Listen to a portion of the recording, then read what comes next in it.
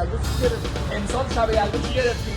پسرم ما حقیقت تخم شما جان؟ ببین دهنت پچ شد. نه محمد اینجا نگاه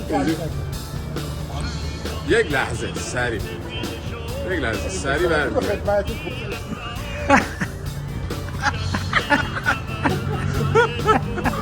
دهنتون سری. حالا امشب برای شب یلدا چی گرفتیم؟ تخم شما چی گرفتیم؟ چی گرفتیم؟ تخم شما خرابش نکن دیگه. بعد که تخم خوره جان؟ خب دوستان شب یلدا خوبی داشته باشید تا دیدی دیگر بدرود.